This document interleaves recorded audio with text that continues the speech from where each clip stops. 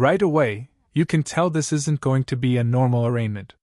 The defendant is using arguments that have become common in what's often called the sovereign citizen movement. These arguments usually focus on rejecting the court's authority. But in U.S. courts, they almost never succeed because jurisdiction is determined by law, not by whether someone personally accepts it. Go ahead and have a seat, please.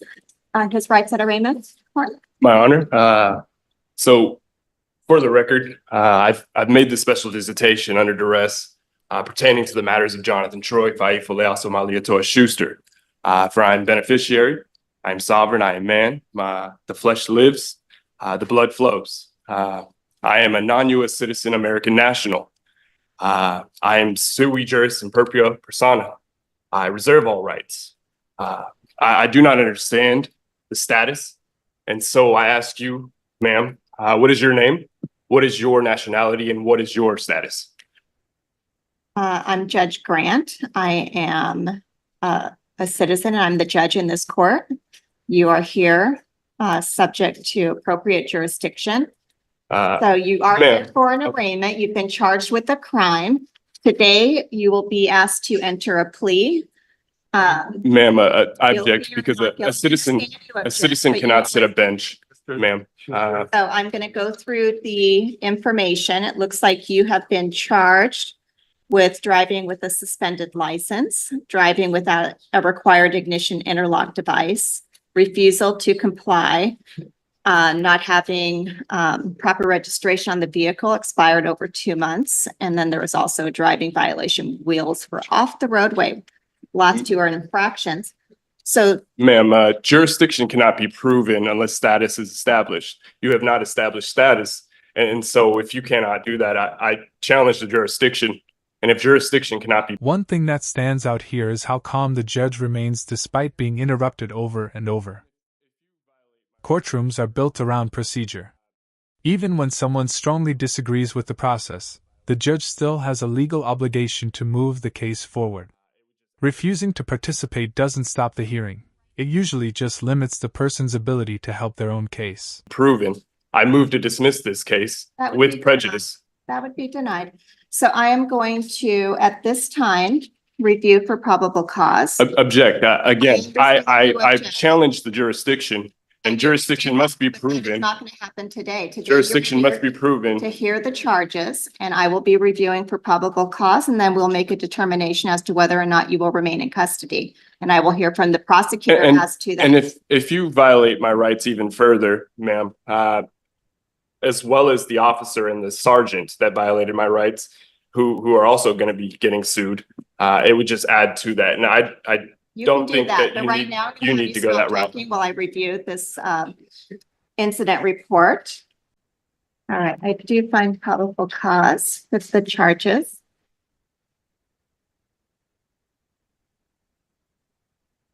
I will be entering not guilty, please. Ma'am, you cannot practice law from the bench. I object. Noted. You cannot enter a plea for somebody. That is, practicing bench from the law. Unless you want to enter a plea of guilty today, there'll be a plea of not guilty. Understand you are objecting. Ma'am, I object. I challenge the jurisdiction. Jurisdiction has not been proven. Status has not been proven or established. And once again, you haven't even established, your nationality or your status. I am a non-U.S. citizen, American national by way of America Samoa. I reserve all my rights. This is where the hearing becomes especially interesting. The defendant genuinely believes he's defending his constitutional rights, while the judge sees someone refusing to engage with the legal process. It's a reminder that believing something is legally correct isn't the same as it actually being recognized by the courts. That's why legal advice from reliable sources matters so much. Is this something that we need to consider a competency evaluation for? We may need to consider ordering ability to proceed, but it looks like you have a driver's license that recently expired. To question my competency because I'm establishing status and asking you to prove jurisdiction is outrageous. And so, again, if jurisdiction cannot be proven, I move to dismiss this with prejudice based on the grounds that you cannot prove jurisdiction. All right, I've reviewed this. You were driving in the city of Lake Forest Park. You were violating. Again, the traffic laws. I was not driving. Again, I have rights. You were behind. And my rights were violated. My rights were violated. My right to travel freely unencumbered was violated. There was no emergency in which the officer needed to put on his red and blue lights. And so, again, if status cannot be set, jurisdiction cannot be proven, I move to dismiss this matter with prejudice. That's denied. So you've made your record. Right now, I'm going to directly appoint counsel from the bench. Ms. McDonald. Again, I am sui juris in propria persona. I stand on my 2 feet. I'm in my proper person. And so I reserve all my rights. I understand that, and I've acknowledged that. Notice how the conversation shifts from philosophy to practical concerns. The prosecutor isn't debating constitutional theories anymore. They're focused on whether this person is likely to return to court and follow court orders. Bail decisions often come down to those real-world factors rather than the underlying legal arguments. I'm not dismissing your case today. I'm going to hear from Ms. McDonald as to the city's position on release. Yes, Your Honor, I am going to be asking that the bail remain the same. It looks like it's currently set at $2,000.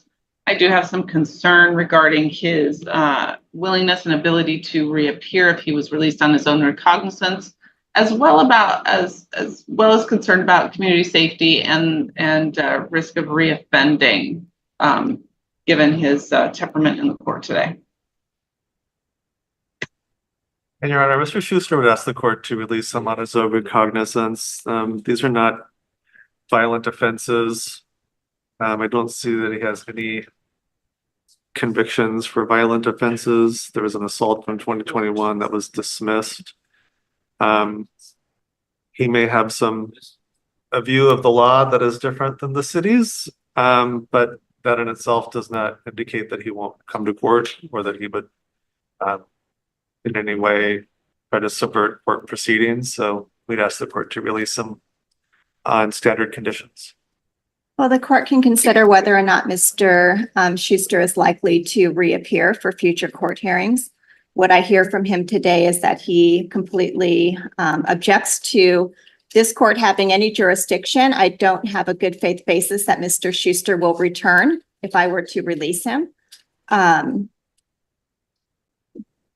I do see that he has a prior conviction for DUI. He's on a deferred prosecution at this time in Seattle Municipal Court. He's not complying with conditions if he's driving without a license and driving without a required ignition interlock device.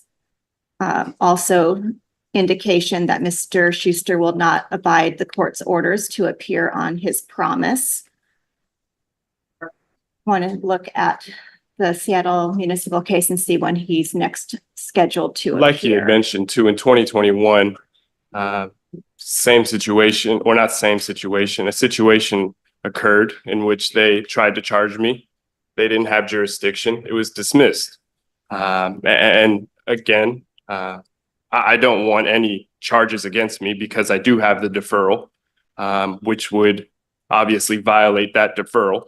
And so I will make any visitations, special visitations to the court to handle any matters pertaining to Jonathan Troy Faifaleao Malietoa Schuster.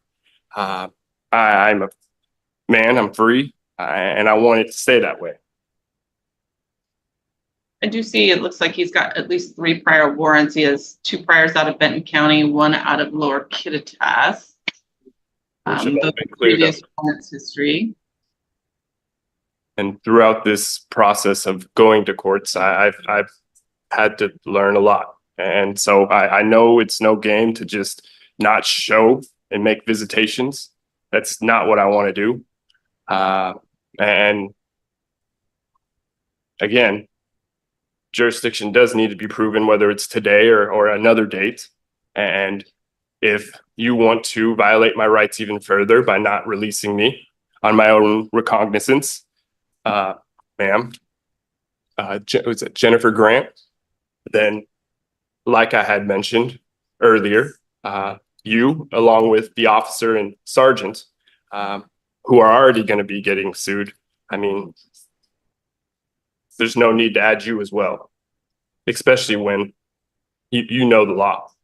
I I do don't not. see another, I And don't see another date set until February 12th of 2025 in the Seattle in case. Seattle Municipal Court.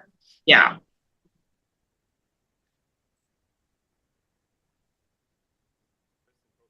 The judge also makes an important point here.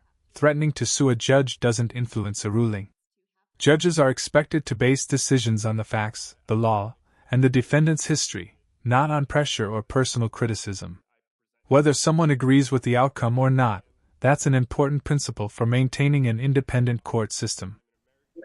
Well, Mr. Schuster, I have to do what I believe is appropriate in this case, and that is to set bail. And any threats to sue me or to take any action against me, I can't be swayed by that. So Well, it's you not can a do threat. It's just what it is. And Because my absolutely, rights you can- have been you violated, can and do if my what you rights need are going to do, be but I'm furthermore gonna set violated. bail at $2,000.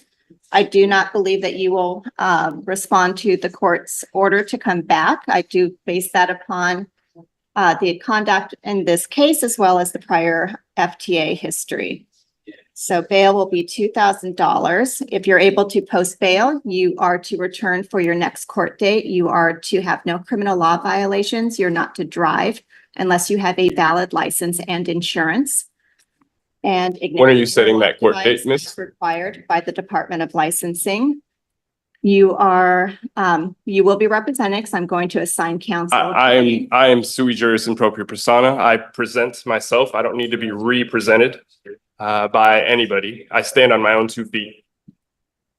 These are criminal charges that have significant consequences for you. So it's in your best interest to have counsel. Again, I assist stand you. on my own 2 feet. I do not need to be represented by anybody. I present myself, sui juris in propria persona. If you want to be your own counsel, you'll have to go through a full colloquy and waive all your rights to have. Refusing a lawyer can be one of the riskiest decisions a defendant makes. Everyone has the constitutional right to represent themselves, but criminal procedure is incredibly complicated. Most judges strongly encourage legal representation because the consequences of even small mistakes can be significant. Representation, it's your constitutional right. I do not accept being represented by anybody. Again, I present myself. I am beneficiary. I am sovereign. I am an American national, a non-US citizen American national by way of America Samoa, like I had mentioned earlier. I reserve my rights and I do not need to be represented by anybody. All right, the time for trial expiration is 8/9/24. Again, if you are practicing law from the bench and putting a plea in for me, I object to that. You cannot practice law from the bench. Next court date will be, We want to try for next Wednesday or even the week after that. well, next Wednesday's a holiday, so the 18th, which is pretty full. So I was going to set this on June 24th. That's 2 weeks out. So for the record, you have not established status. You have not proven jurisdiction, and you're denying my right. By the end of the hearing, nothing about the charges has actually been resolved. Almost the entire discussion revolves around jurisdiction and courtroom authority instead of the alleged driving offenses. It's a powerful example of how focusing on arguments that courts consistently reject can distract from the issues that may actually determine the outcome of a case. Rights. Is that correct? I don't know what you think would establish my status, but I do have status to sit in this court. You are a and hear U.S. these citizen. A U.S. citizen cannot sit a bench. Sign for your next court date. You're asking me to sign something that you You pleaded for me. Is Yes, that correct? I'm giving you notice of the conditions that I have set as well as bail. You said, I'm yes, noting you that I pleaded for found me. Probable cause. If you are able to post that bail and get out of custody, those are my expectations that you will come back on that court date and that you will abide by the conditions that I have imposed. Those are being ordered today. So that is what's happening today.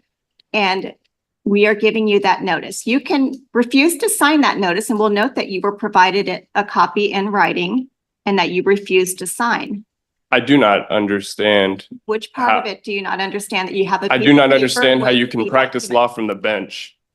I'm the judge and I am setting the conditions. Well, you also entered a plea for me, correct? What we're doing at arraignment is the plea is being entered. You're not pleading guilty. So on your behalf, I'm entering a not guilty plea. So correct, you cannot- are pleading for me, There's correct? two pleas. And if you not plead guilty for me, or you're guilty. practicing law from the bench. You cannot practice law from the bench, so I object. Right. That you're, I'm going to give you that piece of paper and we're done with your hearing today. We will see you in 2 weeks. Okay? Jennifer Okay. Grant, you will be Okay. taken further.